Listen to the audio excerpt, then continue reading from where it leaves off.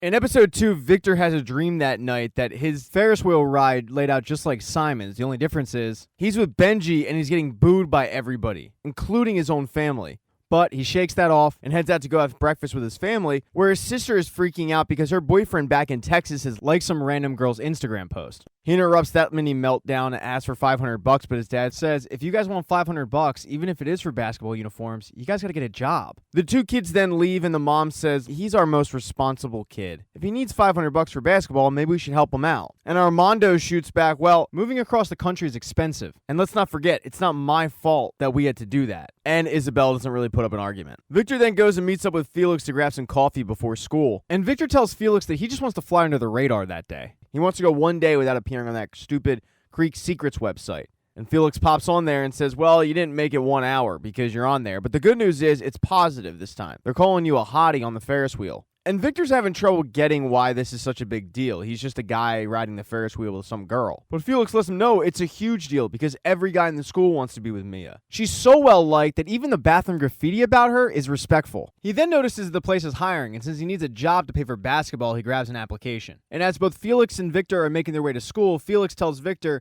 since you're dating Mia, can you put in a good word with Lake for me? Because Felix is obsessed with Lake. But Victor reminds him, we're not dating. But that is not what the rest of the school thinks. And when Victor shows up for school that day, he realized that overnight, just by simply riding the Ferris wheel with Mia, he has become popular. And he ends up writing a message back to Simon about the craziness that is his newfound popularity. And it all has to do with this rumor that he is with Mia now. Mia, who coincidentally met up with Lake before school, and you find out that Mia's dad is once again out of town, and Mia has the entire place to herself. And when Lake finds out about that, she decides to pressure Mia into throwing a party in order to get Victor to show up. And while Mia doesn't really want to throw a party, she does admit that she does kind of have a thing for Victor. And it's all because he's different than most guys. He's not trying the corny stuff that most guys would if they were put in a situation of riding the Ferris wheel with her. And because of that, it kind of makes him desirable to her. So she agrees to have a party. And she walks up to Victor in the cafeteria, who was sitting there trying to console his sister, who is freaking out because her boyfriend back in Texas was pictured at the mall with some girl on Instagram now. And Victor's telling her, don't worry about it, he loves you. But as soon as he sees Mia, he walks up to her because it's the first time they've been able to talk since the whole story got posted on Creek Secrets.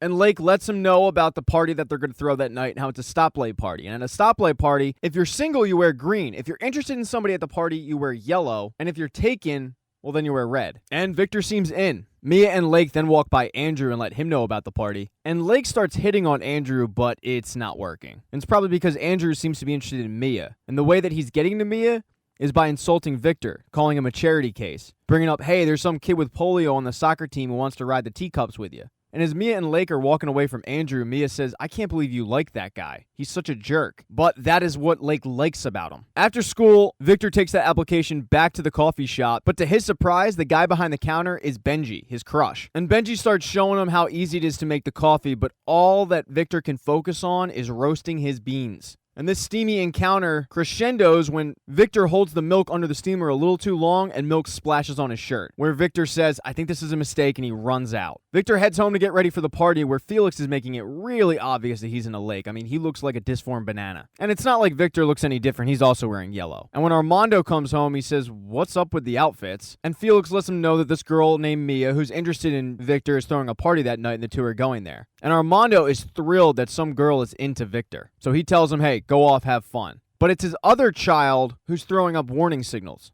because something is obviously bothering Pilar. And when Isabel gets home, Armando says, hey, have you noticed anything with Pilar? She's acting weird. And Isabel says, well, did you ask her about it? And Armando kind of throws his arms up saying, here we go again with the accusations. So the fighting between the two continues, but Isabel goes to check on Pilar, and she catches her sending scandalous photos to her boyfriend back in Texas. And it's kind of embarrassing to get caught doing that. Not from experience or anything, I don't know. But after kind of chastising her about doing it, Isabel does the typical mom thing. You're beautiful. He should love you for what you are, not your body. But she's doing it because she's having trouble getting a hold of her boyfriend. And after this speech from Isabel, Pilar is able to get a hold of him where he lets her know, yeah, this long-distance relationship thing isn't going to work out, and he dumps her. And Pilar's having a really tough time with that and goes to confide in her mom. And her mom lets her know there's other boys out there other than your high school sweetheart. But Pilar reminds her, you and Dad met in high school. You and Dad are high school sweethearts. And Isabel says, yeah, me and your dad are lucky. But as I've said so many other times in so many other recaps, it's tough when young love falls apart. So while Pilar was getting dumped, Felix and Victor headed to the party. And Lake showed up to the party wearing red, to which Mia said, why are you wearing red? You're single, and not only are you single, you're interested in Andrew. But Lake is trying the whole, if I'm unattainable, that means I'm more attracted to him and he'll want to get with me. So she made up this whole backstory lie that she's dating a guy named Bruno who's in college on a lacrosse scholarship, when in reality, the picture that she's showing people is of her and her cousin at her grandmother's funeral. Desperate, I know. And it doesn't really work. Andrew doesn't seem interested at all because it's clear that she's lying when she brings up Bruno. Although one person that doesn't care is Felix, who asks her, hey, how serious is this relationship with Bruno? But Lake's kind of rude and blows him off. And this is after Victor gets pulled to go hang out with the basketball team, which leaves Felix by himself. And Andrew sees Victor wearing yellow and says, hey man, that just seems kind of desperate. Here, take my jacket. And the jacket just so happens to be green. And when Mia walks downstairs wearing a yellow sweater, she's kind of disappointed to see Victor wearing green. And it hurts even more because she never wanted to wear a yellow sweater. She was just going to wear a black dress, saying, if me and Victor are meant to be, then I don't want it to be some stupid gimmick at a party. But Lake pressured her to wear something yellow, so now she feels like a fool. She goes and hides upstairs, and the rest of the party's going on, and Felix was busy drowning his sorrows about Lake, and he eventually finds Victor hanging out with the basketball team as he's just bitching and moaning about this Bruno guy. But he gets distracted when he gets a message back from Simon, telling him that he's happy that he's found popularity in the school, but reminds him that if the popularity is about riding the Ferris wheel with a girl, just make sure it's because he actually wanted to ride the Ferris wheel with a girl, not because he was pressured to do so. Just don't be desperate to fit in. Victor figures he'll get back to Simon later, but when he heads back to go hang out with the basketball team, they're busy writing on Felix's face because Felix is passed out, and they think it's hilarious, but Victor gets pissed off, saying, hey, that's my friend. It's worth mentioning that earlier on, the basketball team did ask Victor, are you friends with that loser? And Victor said, no. But now he's sticking up for Felix, feeling like they're just taking advantage of him and picking on him. So he picks up Felix to go clean himself up, but the bathrooms downstairs are taken. So he heads upstairs and he walks into Mia's bedroom to find Mia just sitting there, is watching everybody else at her party. And Victor's kind of surprised to see her because she's the one throwing the party. But then he takes Felix into the bathroom and starts cleaning him up as Felix continues to lament the fact that his dream girl is taken by some guy named Bruno, even after Mia says she's not taken, that's her cousin. Felix then passes out on the bathroom floor, and it gives an opportunity for Victor to talk to Mia. And Mia tells him how her dad's often away and she's kind of allowed to do whatever she wants, like throw parties. And to her surprise, Victor says that sounds terrible. He doesn't mean it to be rude. He means it like, that sounds terrible because it seems really lonely. And she agrees. She tells him how her mom's not in the picture, but when she was, her dad, and her mom used to live in this small apartment. She would give anything to go back to that.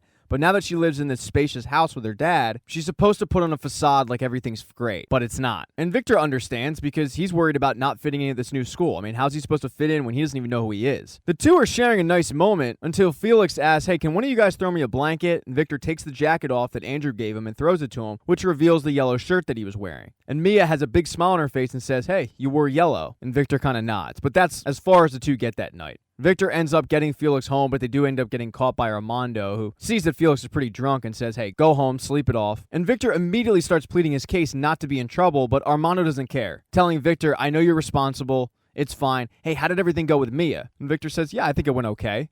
But then he asks his dad, how did you know when mom was the one? And Armando tells a story that he and Isabel used to work at the same diner when they were in high school. And she was an awful waitress, but nobody seemed to care because she had one of those infectious personalities. So he asked her out, and she started talking about how her grandfather had just passed away, and she was really close to him. And she started crying, and that actually caused Armando to cry, and he couldn't believe it. And because of that emotional connection, he knew that she was the one. So after this touching story, Victor heads to bed, but he messages Simon back saying, the craziest part about the whole popularity thing is after talking with Mia, he does kind of like her. And it's all because she gets him. And he asks Simon, was there ever a girl that came into your life that you thought, yeah, maybe this could work? But then he gets a call from a random number, and when he answers it, to his surprise, it's Benji. Benji lets him know that it doesn't really seem like any of the rich kids need a job at the school, and since he's the only applicant, he's hired. So he starts the next day, and he'll be seeing a lot of Benji in the future. Thank you for watching this recap. If you do not see the next one up in the corner right there on the end screen, don't worry, it'll be up shortly.